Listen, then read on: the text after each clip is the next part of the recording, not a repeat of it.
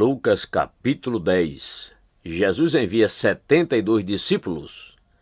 Havendo passado estes acontecimentos, o Senhor nomeou outros 72 e os enviou de dois em dois diante dele a todas as cidades e lugares que ele estava prestes a visitar. Ele lhe recomendou: a seara é grande, mas os trabalhadores são poucos. Rogai, pois, ao Senhor da plantação que mande obreiros para fazer a colheita. Portanto, ide. Eis que eu vos envio como cordeiros para o meio de lobos. Não leveis bolsa, nem mochila de viagem, nem sandálias, e a ninguém saudeis longamente pelo caminho.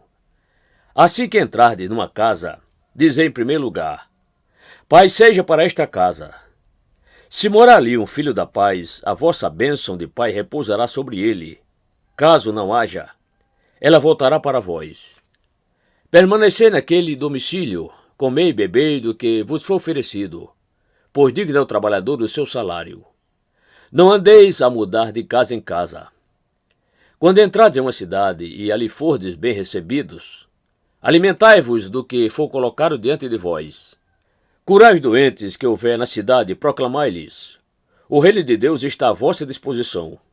No entanto, quando entrardes numa cidade e não fordes bem recebidos, saí por suas ruas e exclamai a todos: até a poeira da vossa cidade, que se pegou as sandálias, sacudimos contra vós outros.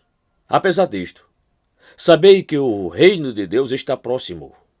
Eu vos asseguro que, naquele dia, haverá mais tolerância para Sodoma do que para aquela cidade.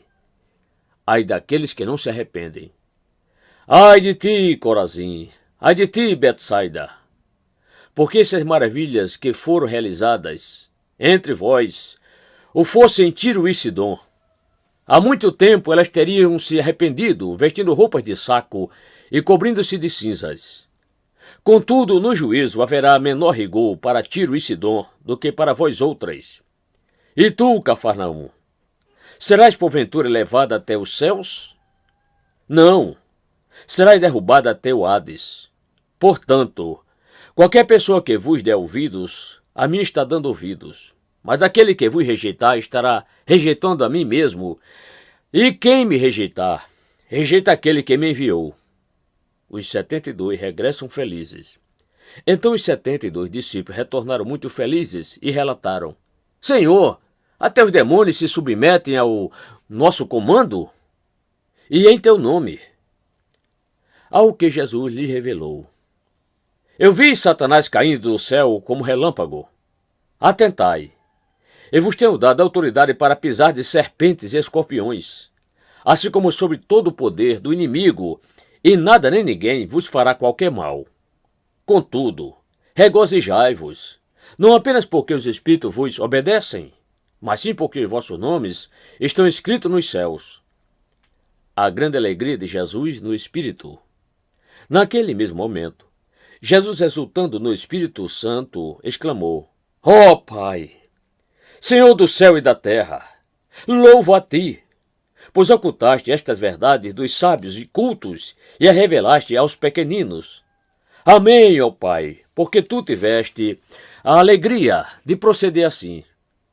Tudo me foi entregue por meu Pai. Ninguém sabe quem é o Filho, a não ser o Pai. E nenhuma pessoa sabe quem é o Pai, senão o Filho, e aqueles a quem o Filho o desejar revelar. Então, mirando os seus discípulos, declarou-lhes em particular: bem-aventurados são os olhos de quem vê as revelações que vós vedes. Pois vos asseguro que muitos profetas e reis almejaram ver o que estáis vendo, mas não viram. E ouvi o que ouvis, e não ouviram. A parábola do bom samaritano. Certa vez o advogado da lei levantou-se com o propósito de submeter Jesus à prova e lhe indagou: Mestre, o que preciso fazer para herdar a vida eterna? Ao que Jesus lhe propôs: o que está escrito na lei? Como tu a interpretas?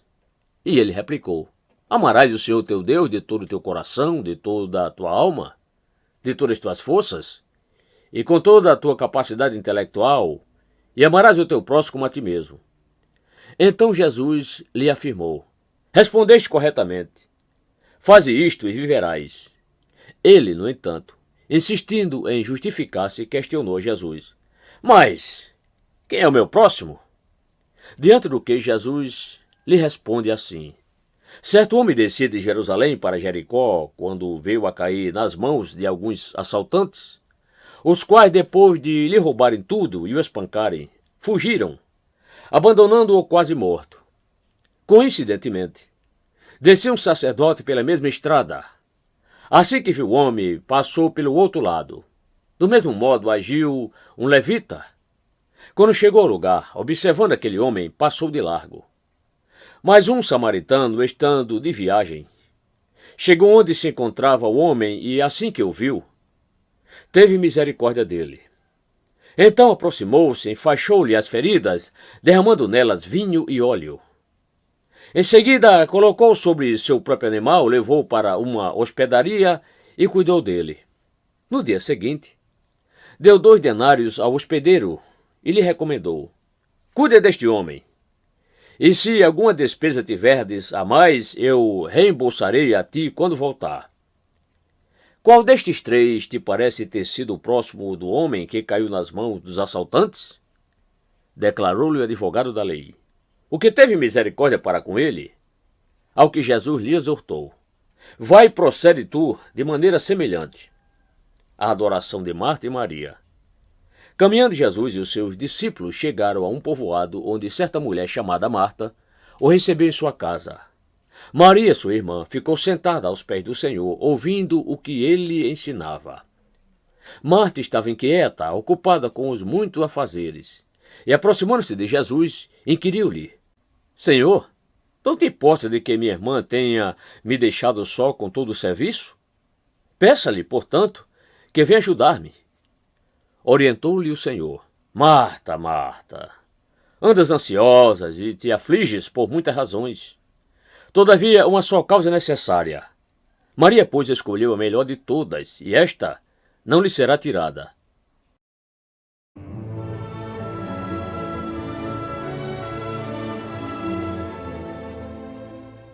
Lucas capítulo 11. O ensino de Jesus sobre a oração.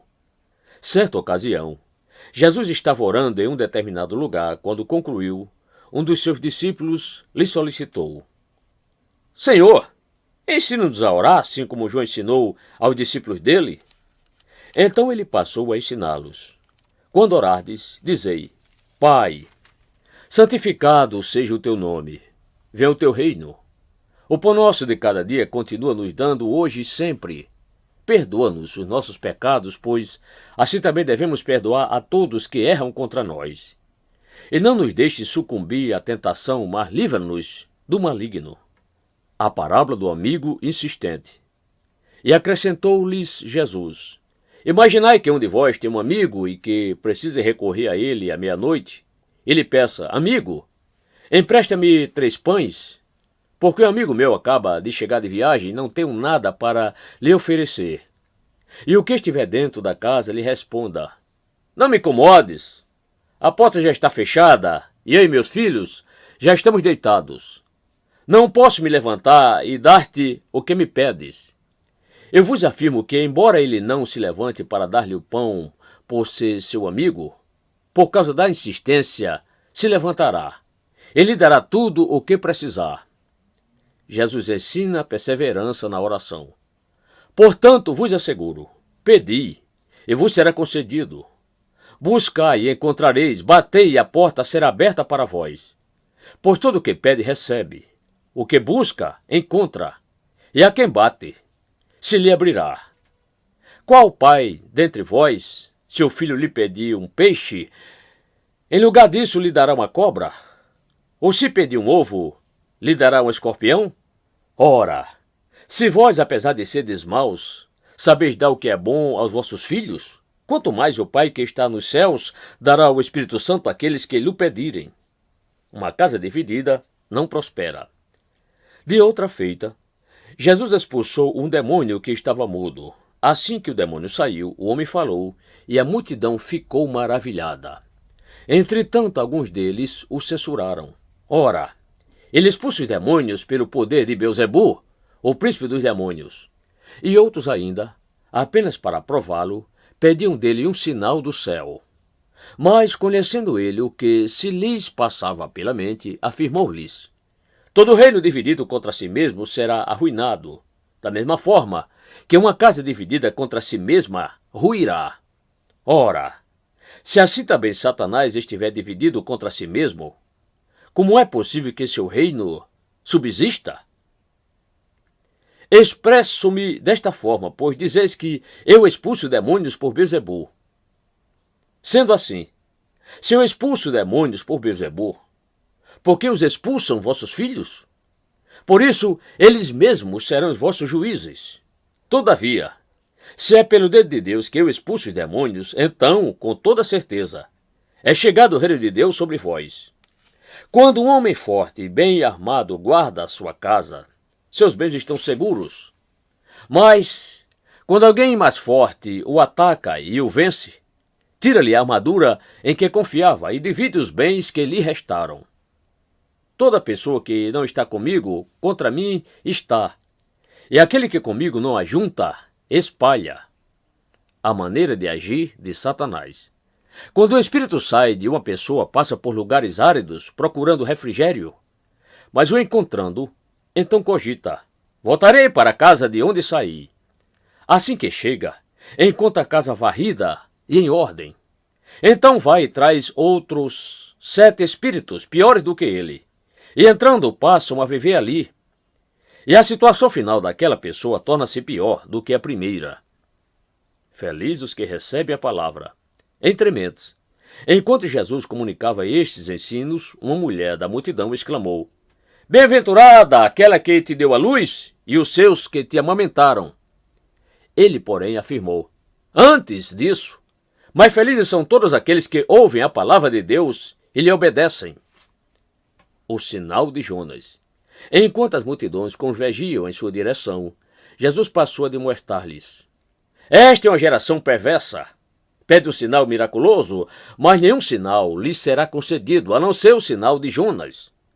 Porquanto, assim como Jonas foi sinal para os ninivitas, o Filho do Homem o será para esta geração. A rainha do sul se levantará no dia do juízo, juntamente com os homens desta geração, e os condenará.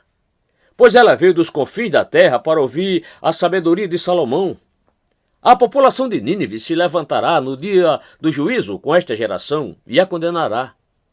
Pois eles se arrependeram com a pregação de Jonas. Contudo, agora, aqui está quem é maior do que Jonas. A parábola da candeia. Ninguém acende uma candeia e a coloca em lugar onde fica escondida, nem debaixo de uma vasilha. Ao contrário, coloca-a num local apropriado para que os que entram na casa possam ver seu luminar. São os teus olhos a luz do teu corpo. Se teus olhos forem humildes, todo o teu corpo será cheio de luz. Porém, se teus olhos forem malignos, todo o teu corpo estará tomado pelas trevas. Certifica-te, pois, que o fulgor que há no teu interior não sejam trevas. Portanto, se todo o teu corpo estiver pleno de luz, sem ter nenhuma parte dele em trevas, então ele estará verdadeiramente iluminado, assim como quando a luz de uma forte candeia resplandece sobre vós. Jesus condena a hipocrisia religiosa. Ao concluir estas palavras, um fariseu o convidou para comer em sua companhia. Jesus, aceitando, foi e reclinou-se junto à mesa conforme o costume. Entretanto, o fariseu, notando que Jesus não se lavara de acordo com a tradição cerimonial que antecede as refeições, ficou surpreso. Então o Senhor lhe declarou: vós, fariseus, purificais o exterior do copo e do prato, mas vosso interior está entulhado de avareza e perversidade. Insensatos! Aquele que criou o exterior não criou igualmente o interior? Portanto, dai ao necessitado do que está dentro do prato, e vereis que tudo vos será purificado. Mas ai de vós, fariseus, porque dais o dízimo da hortelã, da ruda, e de todas as hortaliças, e desprezais a justiça e o amor de Deus. Devias, contudo, praticar essas virtudes, sem deixar de proceder daquela forma. Ai de vós, fariseus, pois amais os lugares de honra nas sinagogas e as saudações em público. Ai de vós, porque sois como sepulturas, que não são vistas, por sobre as quais os homens andam sem o saber. Ai dos doutores da lei. Então um dos advogados da lei advertiu a Jesus: Mestre, quando dizeis essas palavras, também nos ofendes a nós outros. Todavia, ele afirmou: Ai de vós também, advogados da lei, porque sobrecarregais as pessoas com fardos que dificilmente podem carregar. No entanto, vós mesmos não levantais um só dedo para ajudá-las. Ai de vós, porque edificais os túmulos dos profetas, sendo que foram os vossos próprios antepassados que os assassinaram. Assim sois testemunhas e aprovais com cumplicidade essas obras dos vossos antepassados, porquanto eles mataram os profetas, e vós lhes edificais os túmulos. Por isso também Deus advertiu em sua sabedoria: Eu vos enviarei profetas e apóstolos, dos quais assassinarão alguns e a outros perseguirão. Pelo que esta geração será considerada responsável pelo sangue de todos os profetas, derramado desde o início do mundo, desde o sangue de Abel até o sangue de Zacarias, que foi morto entre o altar e o santuário. Sim, eu vos asseguro, contas de tudo isso deverão ser prestadas por esta geração.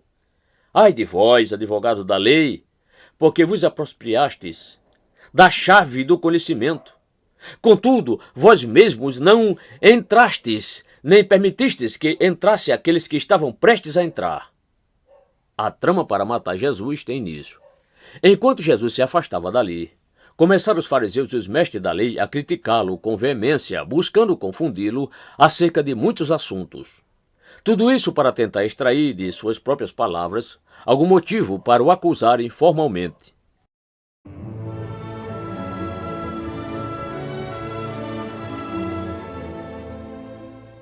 Lucas capítulo 12. Os fiéis devem evitar a hipocrisia. Enquanto isso, uma multidão de milhares de pessoas aglomerava-se a ponto de pisotearem umas às outras. Foi quando Jesus começou a ensinar primeiramente aos discípulos, prevenindo-os: Acautelai-vos com o fermento dos fariseus, que é a hipocrisia. Pois não existe nada escondido que não venha a ser revelado, ou oculto que não venha a ser conhecido. Porque tudo o que disseste nas trevas será ouvido em plena luz, e o que sussurraste ao pé do ouvido, no interior de quartos fechados, será proclamado do alto das casas. Jesus ensina o temor do Senhor. Eu vos afirmo, meus amigos, não temais os que podem matar o corpo, todavia, além disso, nada mais conseguem fazer. Contudo, eu vos revelarei a quem deveis temer. Temei aquele que, depois de matar o corpo, tem poder para lançar a alma no inferno. Sim, eu vos afirmo, a esses deveis temer. Não se costuma vender 5 pardais por 2 pequenas moedas? Entretanto, nenhum deles deixa de receber o cuidado de Deus. Portanto, até os fios de cabelo da vossa cabeça estão todos contados. Não temais. Valeis muito mais do que milhares de pardais. Testemunhe sua fé ao mundo. Digo-vos mais: todo aquele que me confessar diante das pessoas, também o Filho do Homem o confessará diante dos anjos de Deus. No entanto, o que me negar diante dos homens será negado diante dos anjos de Deus. Todo aquele que disser uma palavra contra o Filho do Homem será perdoado, mas quem blasfemar contra o Espírito Santo jamais receberá perdão. Quando vos levarem forçados às sinagogas e perante governantes e autoridades, não vos preocupeis quanto à maneira que deveis responder, nem tampouco quanto ao que tiverdes de falar. Porquanto, naquele momento, o Espírito Santo vos ministrará tudo o que for necessário dizer. Jesus condena a avareza. E aconteceu que, nesse ponto, um homem que estava no meio da multidão lhe requereu: Mestre, ordena meu irmão que divida comigo a herança. Porém Jesus lhe replicou: Homem, quem me designou juiz ou negociador entre vós? E em seguida lhes advertiu: Tende cautela e guardai-vos de toda e qualquer avareza, porquanto a vida de uma pessoa não se constitui do acúmulo de bens que possa conseguir. A parábola do rico insensato. e lhe propôs uma parábola. As terras de certo homem rico produziram com abundância, e ele começou a pensar consigo mesmo: que farei agora, pois não tenho onde armazenar toda a minha colheita? Então lhe veio à mente: já sei. Derrubarei os meus celeiros e construirei outros ainda maiores, e ali guardarei toda a minha safra e todos os meus bens. E assim direi à minha alma: tens grande quantidade de bens, depositados para muitos anos, agora tranquiliza-te, come, bebe e diverte-te. Contudo Deus lhe afirmou: tolo, esta mesma noite arrebatarei a tua alma, e todos os bens que tens entesourado, para quem ficarão? Isso também acontece com quem poupa riquezas para si mesmo, mas não é rico para com Deus. Os fiéis não devem viver ansiosos.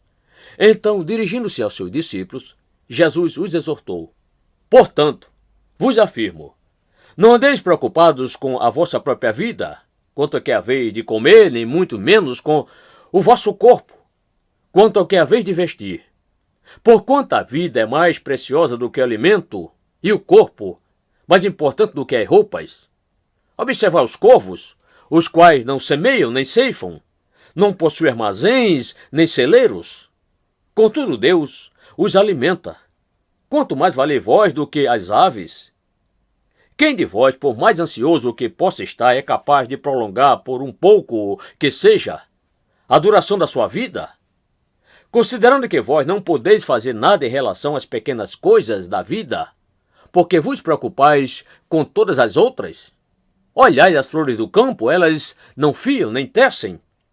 Eu, todavia, vos asseguro que nem mesmo Salomão, em todo o seu esplendor, pôde se vestir como uma delas. Ora, se Deus veste assim uma simples erva do campo, que hoje vive e amanhã é lançada ao fogo, muito mais dará a vós, vestindo-vos de glória, homens fracos na fé. Não procurareis, pois, ansiosamente o que haveis de comer ou beber? Não empenhareis o vosso coração nessas preocupações. Porquanto o mundo pagão é que peleja por estas coisas, entretanto, vosso Pai sabe perfeitamente que as necessitais. Buscai, pois, em primeiro lugar, o reino de Deus, e todas as demais coisas vos serão providenciadas. Nada temais, pequeno rebanho, pois de bom grado o Pai vos concedeu o seu reino. Vendei os vossos bens e ajudai os que não têm recursos. Fazei para vós outros bolsos que não se gastem com o passar do tempo, tesouro acumulado nos céus que jamais se acaba, onde ladrão algum se aproxima e nenhuma traça o poderá corroer. Por isso, onde estiverem os vossos bens mais preciosos, certamente aí também estará o vosso coração. A parábola do servo leal e do infiel. Estejais prontos para servir, e conservai acesas as vossas candeias.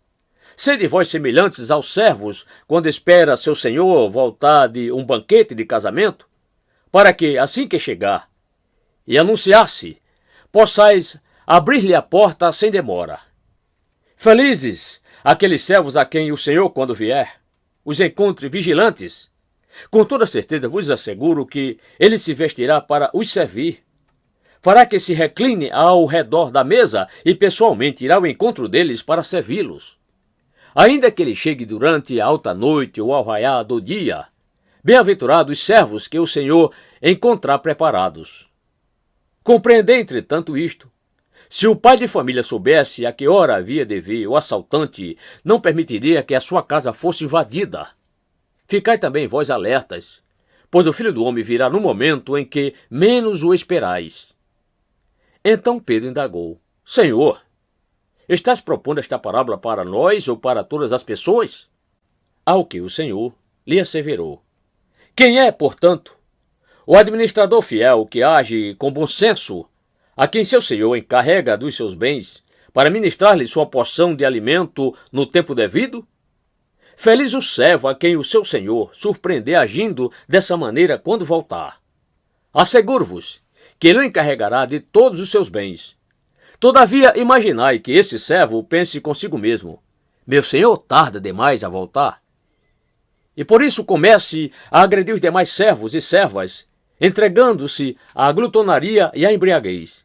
Entretanto, o senhor daquele servo voltará no dia em que ele menos espera, e num momento totalmente imprevisível, e o punirá com todo rigor, e lhe condenará ao lugar dos infiéis. Aquele servo que conhece a vontade de seu senhor, e não prepara o que ele deseja, nem age para agradá-lo, será castigado com extrema severidade. Contudo, aquele que não conhece a vontade do seu senhor, mas praticou o que era sujeito a castigo, receberá poucos açoites. A quem muito foi dado, muito será exigido, e a quem muito foi confiado, muito mais ainda será requerido. Jesus veio trazer fogo à terra. Eu vim para trazer fogo sobre a terra, e como gostaria que já estivesse em chamas. Tenho, porém, que passar por um batismo, e muito me angustio até que ele se consuma. Pensai que eu vim para trazer paz à terra? Não. Eu vos asseguro, ao contrário, vim trazer separação. De agora em diante haverá 5 em uma família, todos divididos uns contra os outros, 3 contra 2 e 2 contra 3.